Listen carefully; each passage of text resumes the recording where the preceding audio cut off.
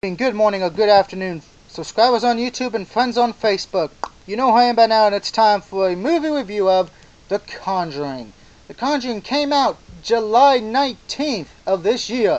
It will be hitting into the United Kingdom and India August 2nd, which is tomorrow. Now, The Conjuring is a American supernatural horror film directed by James Wan.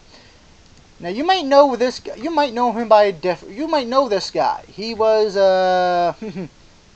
director of the Saw short film, and also directed Saw 1. He was also pretty much a part of the Saw franchise throughout its whole thing. So yay! So right there, the scales would be great. The film stars Patrick Wilson and some woman I can't pronounce. Vanya Femin. Yeah, it's one of those weird fucking names. Play Ed and Lorna Warner, paranormal investigators who come to the assistance of the Perron family, if I'm pronouncing that name right, who are played by Ron Livingston and Lily Taylor, who are experiencing increasingly disturbed events in their farmhouse in Rhode Island in 1971. Now the movie's based on a true story, so right there, I can't go into too much because it would ruin the film. But I will say, during the credits, stay after, watch the credits, because you will see pictures and all that from the original from back in 71. So definitely do that as well. Now the music for this is very well done. It sets the mood perfectly. Sometimes music, believe it or not, can help a horror film set the right mood, or it becomes a pathetic joke, like the Chucky films. And we're going to be talking about more Chucky in a minute. So the music definitely gets applauded by that. Whoever came up with the idea for the music deserves an applause for doing it correctly. Now, of course, the actors as well did a very great job. Every of the actors made me want to see them live. And the kids in general, I also say deserve a standing ovation, because the kids made me care for them. I actually cared about everyone in the film, which is very unusual, unlike me, because when I saw Chernobyl Diaries, there's only one person I wanted to live, and he was the first one fucking killed in it, which pissed me the fuck off. This one, I want everybody to live.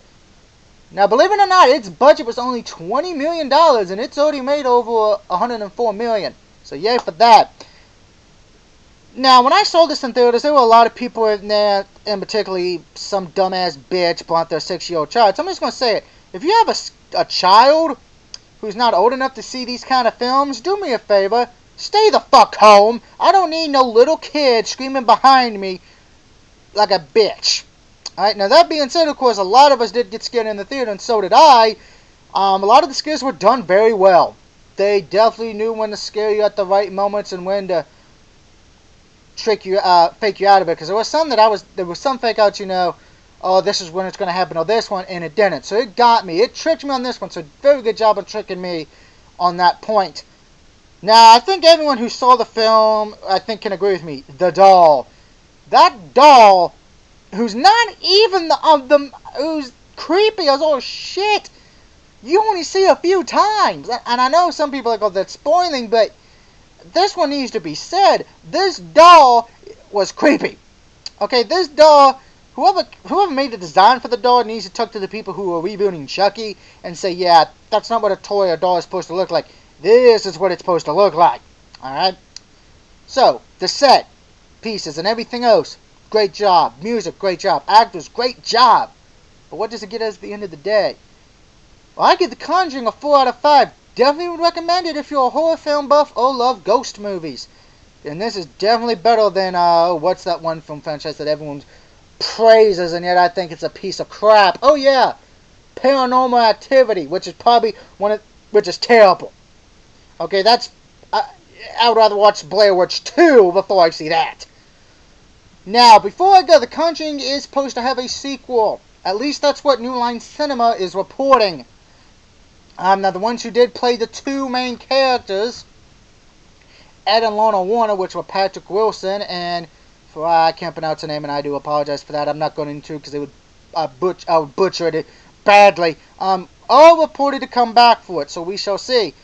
Now, of course, with any movie, there are movie previews. And there were two movie previews I saw that caught my attention.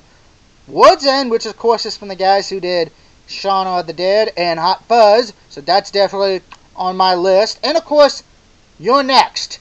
If you don't know, if you do not know what You're Next is, I would recommend looking it up on Wikipedia, or just going through the history. But if you're too lazy to do that, here's what it is. It's a 2013 American horror film directed and edited by Adam Wingard and written by Simon Barrett. Now, the film made its premiere at the 2011 Toronto International Film Festival Midnight Madness program.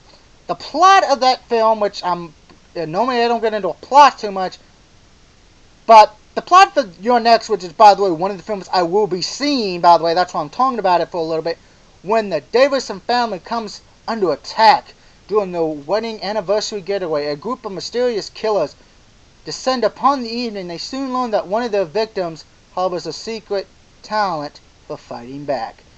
Now, the bad guys in this, I gotta be honest, they kind of remind me of the White family because they're wearing all those fucking goofy-ass masks. But anyway, all I gotta say is, go see The Conjuring. You will enjoy it, at least in my opinion. I hope you do. If you don't, we all have a difference of opinion. So until next time, this is the DUG saying have a good weekend, have a good Thursday, or whatever night you're watching this, and do yourself a favor. Stay away from creepy-ass fucking dolls, because it ain't fun. See you next time, folks.